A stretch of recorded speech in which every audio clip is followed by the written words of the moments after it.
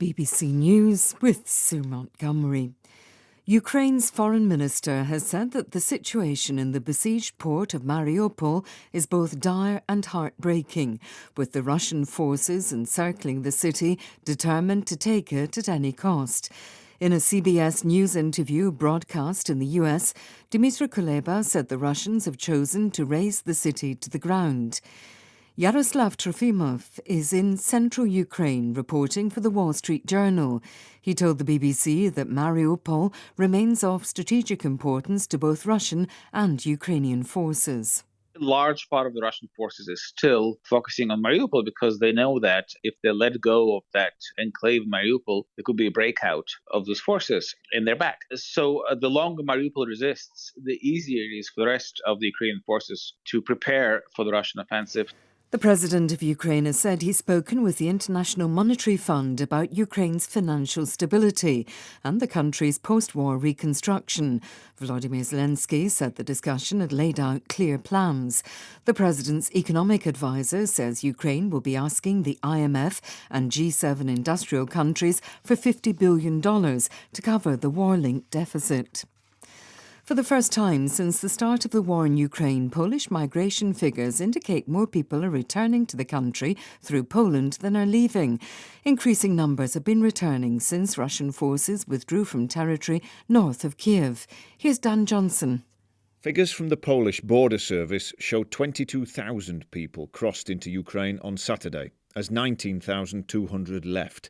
Some are coming back to see family, maybe just for a few days, and staying close to the border before returning. Others are heading home and say they'll stay, even despite the warnings of officials like Kyiv's mayor Vitaly Klitschko, who said it's not yet safe to move back to the city. According to the UN, 3.7 million people have fled Ukraine since the start of the war, but more than 650,000 have now crossed the other way from Poland.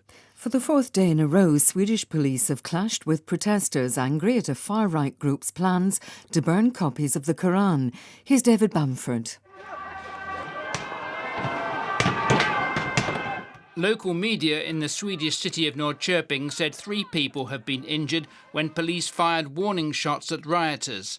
Several vehicles were set on fire and at least 17 people were arrested. On Saturday, vehicles, including a bus, were set ablaze in the southern city of Malmö during a rally by far-right activists.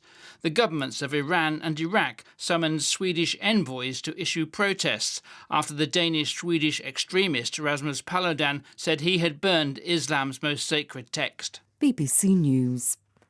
The former president of Peru, Alberto Fujimori, who's serving a 25-year jail sentence for human rights abuses, has been admitted to hospital for the second time in a month.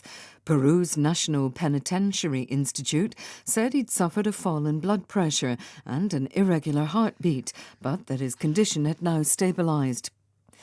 Turkey's President Recep Tayyip Erdogan has told his Palestinian counterpart Mahmoud Abbas that he strongly condemns Israeli intervention against worshippers at Al-Aqsa Mosque in Jerusalem. The director of the mosque, Sheikh Omar Al-Kiswani, has described what happened.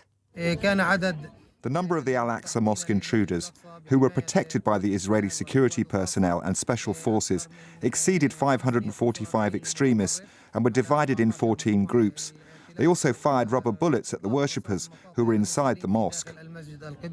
Earlier, 19 Palestinians were injured in clashes after Israeli police moved into the mosque's compound to disperse protesters opposed to Jews being allowed in. This brings the number of Palestinians injured in such clashes to more than 170 since Friday. Iran's state media has reported that the country has moved a centrifuge facility in Karaj, near Tehran, to its underground nuclear site at Natanz.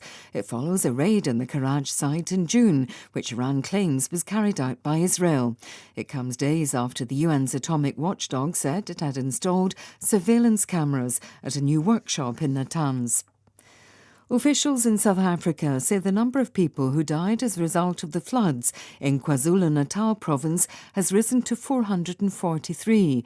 The Premier of the province said a member of a rescue team was among the dead and 63 people were still missing.